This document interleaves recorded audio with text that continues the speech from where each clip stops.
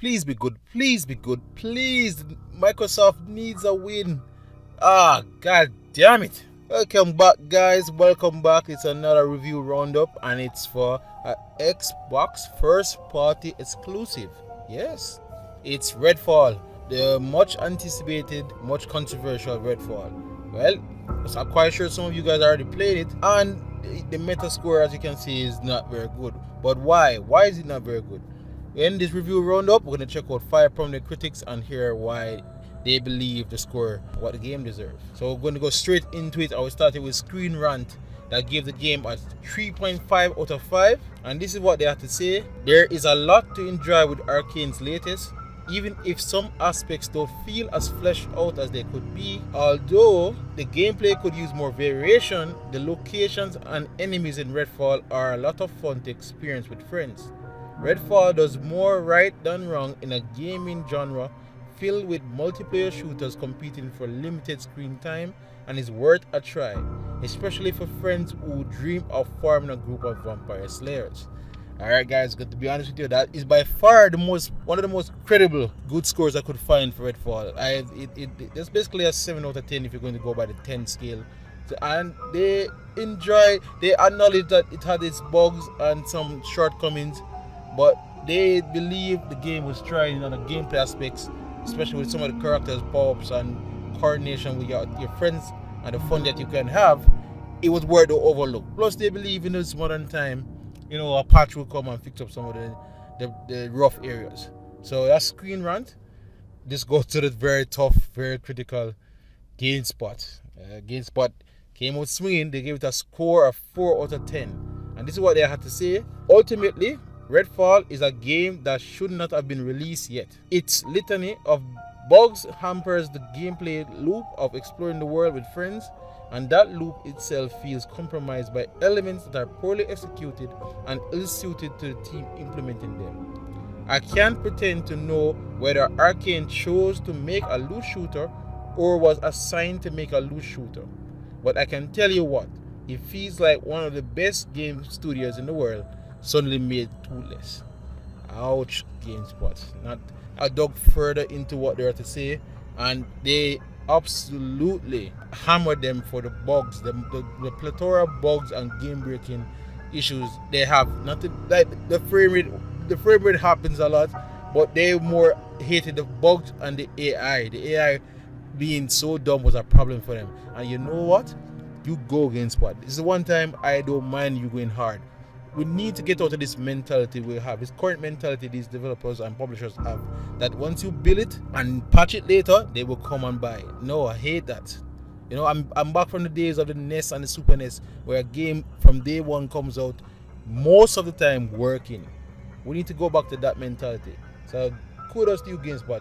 Go ahead, get at them. Alright, next is Gaming Bolt, who give a score of 5 out of 10. And they said, Redfall feels entirely out of character for Arkane, a studio that has always prided itself on developing unique, systematically dense games that provides experiences that have almost no peers in the medium. While it does retain hints of the studio's formula, it dilutes it too much with rote and uninspired gameplay and design. Okay, so they also, after digging deep into their review, yeah, again, the bugs and the rough areas or plethora in their reviews, they mention them. But what really threw them off was this is clearly Arkane first time at this style of gameplay, and it didn't come together as well as I think Arkane would have hoped. Their first crack at it, but you're so used to Arkane tight gameplay and such fun elements that it felt missing here. It really felt missing, and I think that's what Gaming Bolt zero in on in their review. Okay, let me switch here. Who we got next? Alright, we got up to Games Radar now, who gave it a 2.5 out of 5. And they said Redfall is ultimately not up to Arkane's usual standards. It feels rushed, unfinished, and unsatisfying to play. Single player is hampered by a squad-based open-world shooter structure, multiplayer held back by odd decisions, and decent gunplay is marred by uninspiring mission structures. It's a confusing game, full of contradictions, and the result is unfulfilling. Yeah, basically echoing what most people are saying, especially what GamePult is saying, that you used to Arkane brilliant single player shooting gameplay, but it felt lost here in the multiplayer. And especially the other issues since it being always live service type of online shooter, and yet you have issues with connecting to other players or small bugs, or you get disconnected, or you have issues just playing amongst the 4 people. It does throw the whole live service thing out the window. So yeah, we're seeing where more and more of these critics are coming from.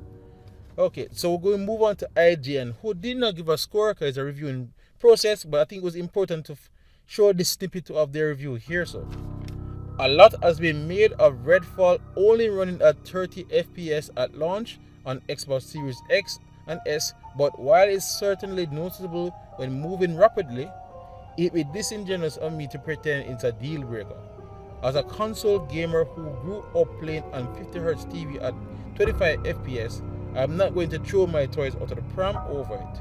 What's far more pressing an issue than Redfall's Xbox frame rate is the raft of other performance problems, from textures that take an absolute age to pop up, and disappearing characters and animation, and other mission breaking bugs.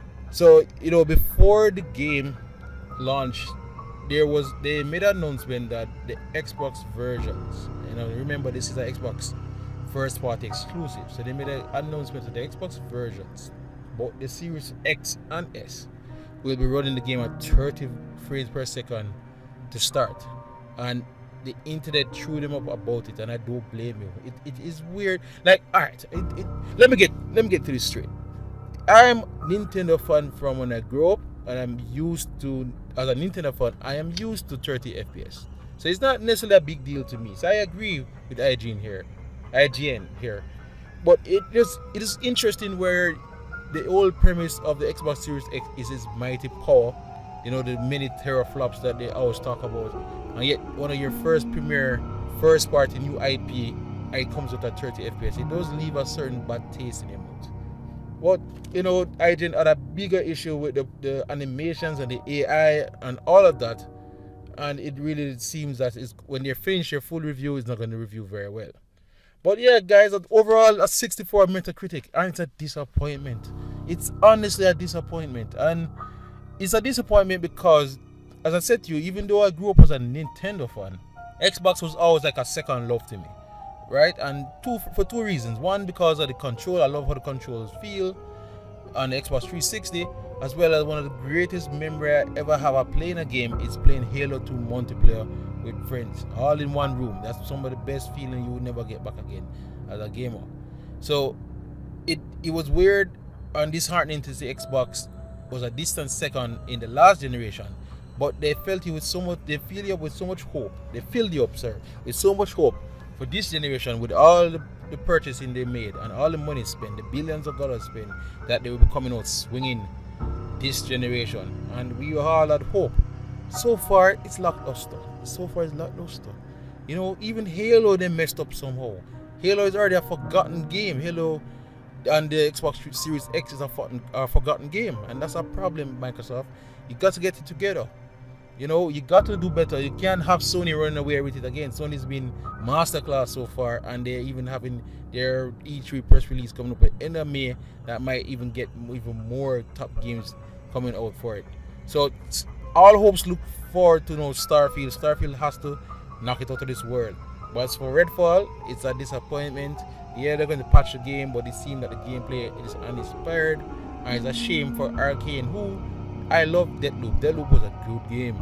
So for the move from to Deathloop to this, it is a hit to Arkane legacy, I think.